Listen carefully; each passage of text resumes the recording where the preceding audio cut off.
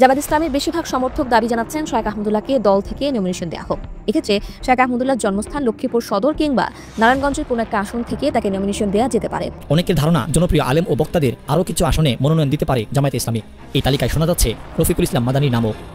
রফিকুল ইসলাম মাদানীকে নেত্রকোনার কোনো একটি আসন থেকে প্রার্থী করার চিন্তা করছে দলটি। আসলে নির্বাচন আসার কারণটা এটা, আমি যেহেতু একটা দলে আছি, সংগঠনে আছি, পুরাটা সিদ্ধান্ত সংগঠনের। আসসালামু আলাইকুম ভাই ব্রাদার, কি খবর সবার? দর্শক, জামায়াত ইসলামী থেকে একের পর এক জনপ্রিয় আলেমদেরকে টার্গেট করে মনোনয়ন দেওয়া হচ্ছে, মানে তারা আগামীতে এমপি ইলেকশন করবেন। আপনারা সবাই জানেন যে অলরেডি মুফতি আমির হামজাকে তারা ঘোষণা করে দিয়েছেন, তিনি এখন তার এলাকায় কাজকর্ম করতেছেন, নির্বাচনের জন্য প্রস্তুতি নিতেছেন। তো এখন জামায়াত ইসলামী থেকে টার্গেট করেছেন মাওলানা রফিকুল ইসলাম মাদানী আর হচ্ছে আমাদের শায়েখ আহমদুল্লাহ, এই দুজনকে টার্গেট করেছেন। তো আসলে এই দুজনকে মনোনয়ন দেওয়া হবে কি না, আমাদের কাছে এই বিষয়ে দুইটি গুরুত্বপূর্ণ ভিডিও আছে, আমরা দেখাবো। সেগুলো দেখলে আপনারা বুঝতে পারেন আসলে এরা মনোনয়ন পেতে পারে কিনা। তো আগে চলুন দেখে আসি আমরা শায়েখ আহমদুল্লাহ আসলে তাকে মনোনয়ন দিবে কিনা। চলুন আমরা এই ভিডিওটি দেখে আসি, পর আমরা দেখবো রফিকুল ইসলাম মাদানী তিনিও মনোনয়ন পাবেন কিনা। রাজনীতি এমন একটা জায়গা যেখানে পরিস্থিতি অনুযায়ী অনেক গুরুত্বপূর্ণ সিদ্ধান্ত নিতে হয়, আর সেই সব দূরদর্শী সিদ্ধান্ত নিতে যাচ্ছে বাংলাদেশ জামাত ইসলামী। ইতিপূর্বে তারা দলের রোকন কিংবা সক্রিয় কর্মী ছাড়া কাউকে নির্বাচনে মনোনয়ন না দিলেও এখন তারা দলের বাইরের বরেণ্য আলেমদের কাছে টানছে। এরই ধারাবাহিকতায় কুষ্টিয়া ৩ আসনে জামাত ইসলামের টিকিট পেয়েছেন মুফতি আমির হামজা। গুঞ্জন আছে আরও বেশ কয়েকজন জনপ্রিয় আলেম এবং ইসলামিক বক্তাকে নমিনেশন দেওয়ার কথা চিন্তা করছে জামাত ইসলামী। দলটির কর্মী ও সমর্থকদের মধ্যে যে আলেমকে নিয়ে সবচেয়ে বেশি আগ্রহ তিনি শায়েখ আহমদুল্লাহ। তিনি এমন একজন ইসলামিক ব্যক্তিত্ব যাকে সম্মান করেন দেশের সব ধর্ম বর্ণের মানুষ। তার উপর ভরসা করেই আনসুন্নাহ ফাউন্ডেশনের দান করেন হিন্দু ধর্মাবলম্বীরাও। দেশের বিভিন্ন সংকটে দ্রুততার সাথে এগিয়ে আসেন শায়েখ আহমদুল্লাহ। এমনকি দেশ কিভাবে এগিয়ে যেতে পারে সে ব্যাপারেও বিভিন্ন সময় পরামর্শ দিয়ে থাকেন এই ইসলামিক বক্তা। জামায়াত ইসলামের বেশিরভাগ সমর্থক দাবি জানাচ্ছেন শায়েখ আহমদুল্লাহকে দল থেকে নমিনেশন দেওয়া হোক। এক্ষেত্রে শায়েখ আহমদুল্লাহর জন্মস্থান লক্ষ্মীপুর সদর কিংবা নারায়ণগঞ্জের কোনো একটা আসন থেকে তাকে নমিনেশন দেওয়া যেতে পারে, কারণ এখানে ভূমিপল্লী জামে মসজিদের খতিবের দায়িত্ব পালন করছেন আহমদুল্লাহ। যদিও জামাত ভক্তরা মনে করেন শায়েখ আহমদুল্লাহ বাংলাদেশের যে কোনো আসন থেকে নির্বাচনের শক্ত প্রতিদ্বন্দ্বিতা করতে পারবেন। তবে মূল প্রশ্ন হলো শায়েখ আহমদুল্লাহ নির্বাচন করতে রাজি হবেন কিনা। আহমদুল্লাহ অন্তর্বর্তীকালীন সরকারের ধর্ম উপদেষ্টা হবার প্রস্তাবও পেয়েছিলেন, কিন্তু তিনি সাধারণ মানুষের কাতারে থেকেই বিভিন্ন জনকল্যাণমুখী কাজ করতে বেশি স্বাচ্ছন্দ্য বোধ করেন। শায়েখ আহমদুল্লাহকে এক প্রশ্ন করা হয়েছিল, ইসলামে গণতন্ত্রের অবস্থান কোথায়, গণতান্ত্রিক পদ্ধতিতে ক্ষমতায় আসা যাবে কিনা। এ জবাবে শায়েখ আহমদুল্লাহ বলেছিলেন, এটা অনেক বিস্তারিত আলোচনা। এখানে বেশিরভাগ মানুষ মনে করে গণতন্ত্র মানেই হলো ভোটাভুটি। তবে শুধু ভোট দেয়াই গণতন্ত্র না, এটা গণতন্ত্রের ছোট্ট একটা অংশ। ইসলামী শরিয়া দৃষ্টিকোণ থেকে দায়িত্বশীল নির্বাচনের জন্য মতামত গ্রহণ করা মৌলিকভাবে জায়েজ আছে। খিলাফায়ে রাশিদার কারো কারো নির্বাচনের ক্ষেত্রে এভাবে মতামত গ্রহণ করা হয়েছে। তবে গণতন্ত্রের যেভাবে ঢালাওভাবে সবার মতকে সমানভাবে দেখা হয়, ইসলামী শরিয়াতে তেমনভাবে দেখা হয় না। ইসলামী শরিয়া দৃষ্টিকোণ থেকে গুরুত্বপূর্ণ বুদ্ধিমান বিচক্ষণ মানুষের মতামত এবং একজন সাধারণ মানুষের মতামত সমান নয়। গণতন্ত্রে যেসব ভালো কিছুর কথা বলা হয় সেগুলো ইসলামেও আছে, আলহামদুলিল্লাহ। তবে গণতন্ত্রের সাথে ইসলামের একটা মৌলিক সমস্যার জায়গা আছে, সেটা হলো গণতন্ত্রের মূল কথা হলো জনগণ যা চাইবে সেটাই আইন, আর ইসলাম বলে আল্লাহ তাআলা যেটা নির্দেশ করেছেন সেটাই আইন। দর্শক, আপনারা এখানে দেখতে পেলেন যেখানে আমাদের সবার প্রিয় শায়েখ আহমদুল্লাহকে এরা মনোনয়ন দেওয়ার চিন্তা ভাবনা করতেছে, মানে টার্গেট করে ফেলছে অলরেডি। তো এখানে আমাদের শায়েখ আহমদুল্লাহ সাহেব এটা গ্রহণ করবেন কিনা এটা তার ব্যক্তিগত ব্যাপার। তবে জামায়াত থেকে মোটামুটি একটা টার্গেট করছে, মুফতি আমির হামজার মতোই তাকে টার্গেট করে ফেলছে। আর আপনারা সবাই জানেন যে আমাদের শায়েখ আহমদুল্লাহ কিন্তু ছাত্ররা আপনার 5 আগস্টের পরে কিন্তু তাকে ধর্মমন্ত্রী বানানোর চেষ্টা করেছিল, ধর্ম উপদেষ্টা, তবে তিনি কিন্তু হয়নি। যাই হোক দর্শক, এখন এই অনুরোধ তিনি রাখবেন কিনা দেশের স্বার্থে, জনগণের স্বার্থে, ইসলামের স্বার্থে, এটা তার ব্যক্তিগত ব্যাপার। তো দেখা যাক আগামীতে কী হয়।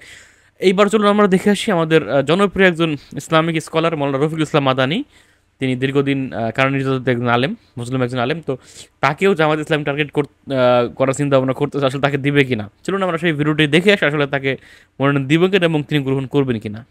আসন্ন জাতীয় নির্বাচনকে ঘিরে বাংলাদেশ জামায়াতে ইসলামীর প্রস্তুতির ইঙ্গিত মিলেছে 300 আসনে প্রার্থী ঘোষণার উদ্যোগ থেকেই। দলটির নিবন্ধন এখনও ফেরত না পেলেও সব আসনে প্রার্থী নিশ্চিত রাখার পরিকল্পনা করছে তারা। তবে কিছু কিছু আসনের ব্যাপারে দলটি দ্বিতীয়বার চিন্তা করছে। যেমন কুষ্টিয়ার 3টি আসনে নিজেদের পরিচিত মুখ অধ্যাপক ফরহাদ হোসেনকে বাদ দিয়ে মনোনয়ন দেওয়া হয়েছে ইসলামী বক্তা মুফতি আমির হামজাকে। অনেকের ধারণা জনপ্রিয় আলেম ও বক্তাদের আরও কিছু আসনে মনোনয়ন দিতে পারে জামায়াতে ইসলামী। এই তালিকায় শোনা যাচ্ছে রফিকুল ইসলাম মাদানির নামও। রফিকুল ইসলাম মাদানিকে নেত্রকোনার কোনো একটি আসন থেকে প্রার্থী করার চিন্তা করছে দলটি। বিশেষ করে নেত্রকোনা 5 আসন থেকে মনোনয়ন সম্ভাবনা বেশি, কারণ এখানকার পূর্ব ধলাতে জন্ম রফিকুল ইসলাম মাদানির। তবে জানিয়ে রাখা ভালো, চলতি বছরের ফেব্রুয়ারিতেই নেত্রকোনার 5টি আসনের জন্য প্রার্থী ঘোষণা করেছিল জামায়াতে ইসলামী। নেত্রকোনা 5 অর্থাৎ পূর্বধলা আসনে মনোনয়ন পেয়েছেন জেলা জামায়াতে ইসলামীর অ্যাসিস্ট্যান্ট সেক্রেটারি এবং পূর্বধলা সাবেক ভাইস চেয়ারম্যান অধ্যাপক মাসুম মোস্তফা।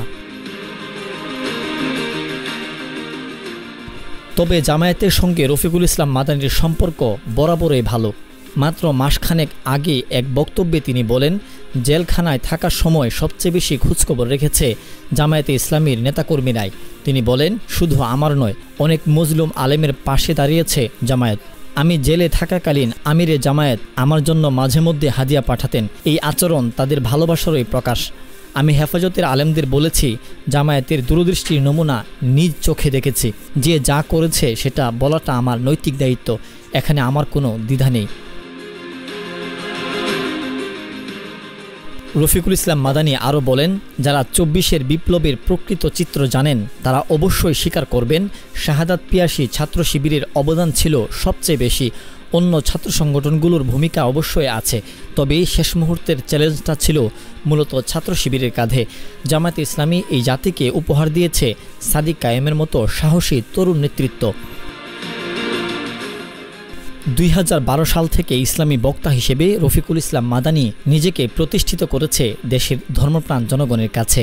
ফেসিবাদী সরকারের সময় যেসব আলেম নিপীড়নের শিকার হয়েছিলেন তাদের প্রথম সারিতে ছিলেন তিনি। এই প্রেক্ষাপটে জামাতে ইসলামী যদি নেত্রকোনা থেকে রফিকুল ইসলাম মাদানিকে প্রার্থী করে তাহলে তার জয়ের সম্ভাবনা অনেক বেশি, এমনটাই মনে করছেন দলটির সমর্থকেরা। আনোয়ার শাহ, ঢাকা নিউজ। আসলে নির্বাচন আসার কারণটা এটা, আমি যেহেতু একটা দলে আছি, সংগঠনে আছি, পুরাটা সিদ্ধান্ত সংগঠনের। আমাদের বাংলাদেশ জামাত ইসলামী, আপনারা জানেন, এটা অন্যান্য দলের মতো দায়িত্ব জোর করে নেওয়া বা চেয়ে নেওয়ার সিস্টেম নেই। এটা কেন্দ্র থেকে বা সংগঠন থেকে যার উপরে যেটা চাপিয়ে দেয় সেইটা মানতে বাধ্য। আমি তো এই লাইনের মানুষ না, আর আমি অ্যাক্টিভভাবে রাজনীতিতেও ছিলাম না। আমি তাফসির মাহফিল, ওয়াজ মাহফিল এই লাইনে ছিলাম। হঠাৎ সংগঠন সিদ্ধান্ত দিয়েছে, এই কারণেই আমার মেনে নেওয়া লেগেছে। এখন চাই নির্বাচনটা স্বচ্ছ এবং সুষ্ঠু, মানে অংশগ্রহণমূলক যেন হয়, এটা আমরা চাই। বাকি দেশের মানুষের ওপরে এবং আল্লাহর ওপরে। মানে আমার বিষয়টা কি, শুধু আমার না, একামতে দিন এই দেশে যারা আল্লাহর দিন কায়েম করার ইচ্ছা পোষণ করে তাদের এরকম পদবি আসা না আসা কোনো কিছু ম্যাটার করে। আমরা কোরআন থেকে যেটা জেনেছি, লাইসা লাউলা, একটা সূরা হাদীদের ভেতরে পড়েছিলাম যে কোনো কিছু প্রাপ্তি হলে যেন আনন্দে আত্মহারা হয়ে যায় না, আবার কিছু হারিয়ে গেলেও যেন হায় হতাশ করে জীবনটা নষ্ট করে ফেলে।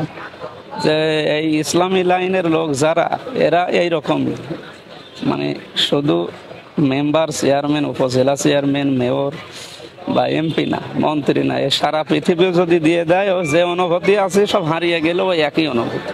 সুতরাং আমার এটা অন্য কোনো অনুভূতি নেই, আর আসবেও না ইনশাল্লাহ। আমরা চাই নির্বাচনটা সুষ্ঠু হোক। দর্শক, আপনারা এখানে দেখতে পেলেন এবং শুনতে পেলেন, এখানে আমাদের মৌলানা রফিকুল ইসলাম মাদানি সাহেবকে নিয়ে গুরুত্বপূর্ণ কিছু কথা বলা হলো, যে আসলে তাকে জামায়াত থেকে নমিনেশন অথবা মনোনয়ন দিবে কিনা। দর্শক, তো আপনারা আপনাদের মূল্যবান মতামত লিখে যাবেন কমেন্টে। তবে আমি আমার ব্যক্তিগত মতামত থেকে আমি একটু আলেমদেরকে অনুরোধ করব যে আপনারা যারা জনপ্রিয় আলেম ওলামা আছেন, যাতে আপনাদের পিছনে হাজার হাজার সমর্থন, লক্ষ লক্ষ আলেম মানুষের, সাধারণ মানুষের সমর্থন তাদের পিছনে আছে। আপনারা একটু দেশ পরিবর্তনে ইসলামের মানে ইসলামের উপর যাতে আঘাত না আসে, ইসলামের জন্য, দেশের জন্য একটু এগিয়ে আসেন, একটু স্যাক্রিফাইস করেন নিজেকে, দেখেন ভালো কিছু করতে পারেন কিনা এই দেশে। দর্শক আমার এটা ব্যক্তিগত অনুরোধ থাকবে আর কি, শেখ আহমদুল্লাহ রফিকুল ইসলাম মাদানী, মুফতি আমির হামজা এবং আরও যারা আলেম ওলামা আছেন যাদেরকে দল থেকে অফার করা হবে, তারা আশা করে নিয়ে নেওয়া উচিত। ভালো থাকবেন, সুস্থ থাকবেন এবং এরকম আরও ভিডিও পেতে আমাদের ইউটিউব চ্যানেলটি সাবস্ক্রাইব করবেন। আসসালামু আলাইকুম।